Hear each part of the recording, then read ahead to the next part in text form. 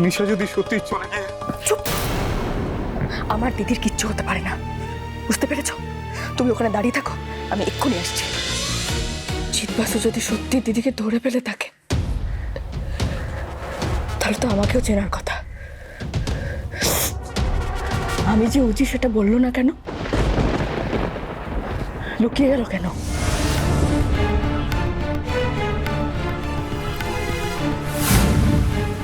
কেন মিথ্যে কথা বলছে? আমাকে ধরার জন্য? আমার মুখে স্বীকার করাতে চাইছে, কারণ এখনো প্রমাণ পাইনি আমি উজি। দিদিকে কি সত্যি ধরেছে লোকটা? সব হিসেব গুলিয়ে যাচ্ছে, আমার সব হিসেব গুলিয়ে যাচ্ছে। কিছু তো একটা গন্ডগোল আছে।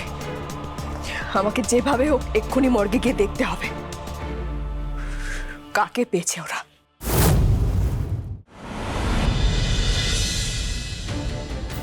নিশা মিত্র আর বেঁচে নেই। কেউ বা কারা তাকে নৃশংসভাবে হত্যা করেছে। হরিপ্রসাদ বাবুর বাড়ির আশেপাশে সবাইকে জিজ্ঞেস করেছি এবং সবাই আইডেন্টিফাই করেছে যে উনি হলেন হরিপ্রসাদ বাবুর বড় মেয়ে নিশা মিত্র।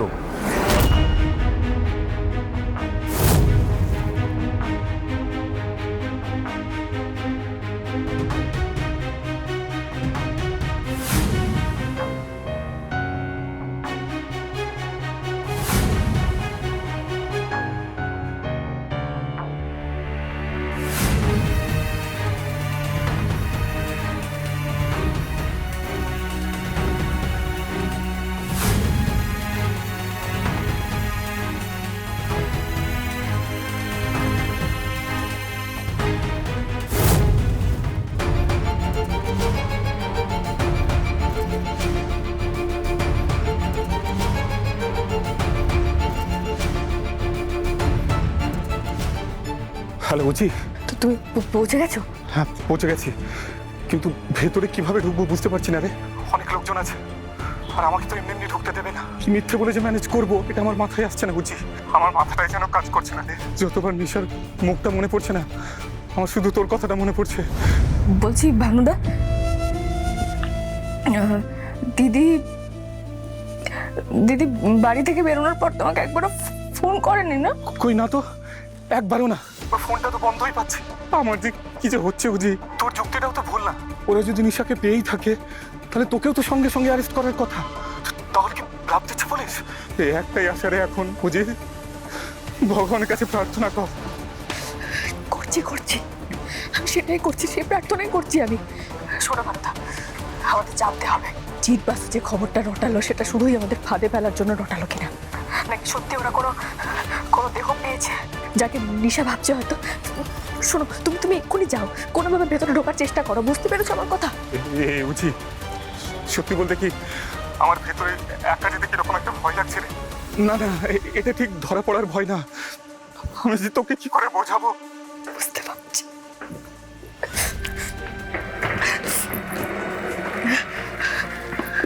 বুঝতে পারছি আমি পারছি। আমারও সেই একই ভয় করছে মনটা। আমি বুঝতে পারছি না আমি ওখানে গিয়ে কি দেখবো। দিদিকে না না না না না না, এটা হতে পারে না, এটা হতে পারে না। শোনো শোনো, সময় নষ্ট করো না একদম। তুমি ওখানে অপেক্ষা করো, আমি এক্ষুনি আসছি, বুঝতে পেরেছি? আমি এক্ষুনি আসছি। তুই আসবি? আয় তাহলে। খুব সাবধান কিন্তু। পুলিশ যদি সত্যি প্ল্যান করে এটা করে থাকে, নিশা যদি সত্যি চলে গিয়ে। চুপ!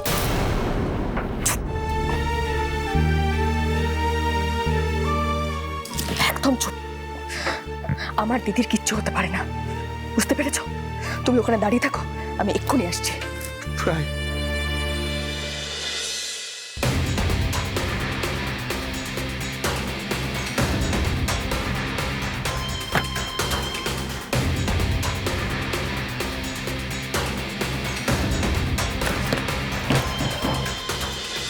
আমি তোকে বারবার বলেছিলাম নিশা, এমন কাজ করিস না, যাতে সব শেষ হয়ে যায়।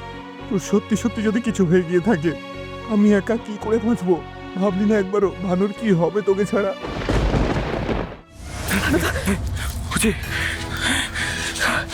চলো চলো ভেতরে যাই, এসো। এই দাঁড়া দাঁড়া, ভেতর ঢুকবি বলছিস? কি করে ঢুকবি?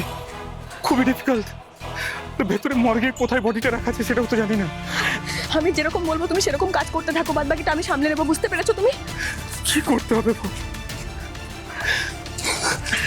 একটা ঝামেলা ক্রিয়েট করতে হবে তোমাকে। তুমি এখানে গন্ডগোল করতে থাকো, ঝগড়াঝাটি করতে থাকো, সেই সময় আমি সিকিউরিটি গার্ডের চোখে ধুলো দিয়ে ভেতরে ঢুকে যাবো। আর একবার ভেতরে ঢুকতে পারলে আমি ঠিক খুঁজে বের করবো, বুঝতে পেরেছো তুমি? সিসিটিভি। আমি মাথায় ঘোমটা দিয়ে আছি, আমাকে কেউ দেখতে পাবে না, চিনতে পারবে না আমাকে। তুমি আমাকে নিয়ে এত টেনশন করো না তো, তুমি শুধু ভাবো তুমি কি ঝামেলা ক্রিয়েট করবে ভানুদা।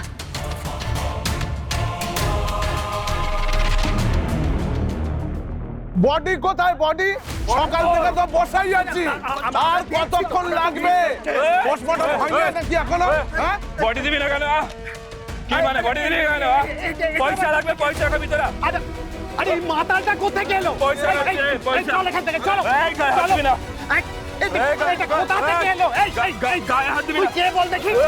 এই, একদম বাজে কথা বলবে না। তোর বাবা, চলো এখান থেকে। তোর বাবা টাকা খাবি, টাকা তারপরে বডি দিবি নাকি? তুই কে বল দেখি? হ্যাঁ তুমি যাও না, বলছি তো তোর বাবা। জায়গা নেই নাকি? সব জায়গায়